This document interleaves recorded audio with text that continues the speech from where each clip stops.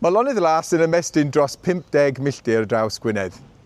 Mae'n rhan bwysig iawn o cynllun teithio lleisiol y cyngor. Ac efo heriau dyn ni'n wynebu efo newid hinsawdd, mae'n rhoi opsiwn i ni i gerdded y beicio yn hytrach na dreifio ceir.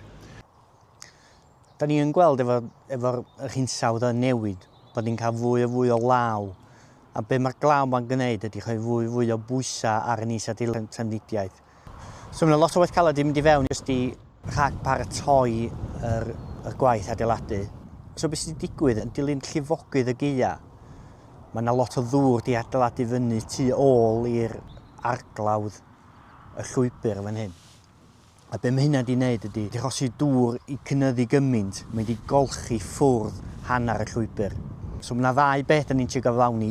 Un, sicrhau bod y twll yn cael ei lenwi fyny a bod y llwybr yn mynd yn ôl i fel oedd o, ac yr ail i ceisio datrys o broblem sy'n ymwneud â dŵr, so gosod pibella mwy o faint i fewn fel bod ni'n gallu ymdopi efo unrhyw problemau sy'n gall codi yn y dyfodol o gynnydd i'r dŵr.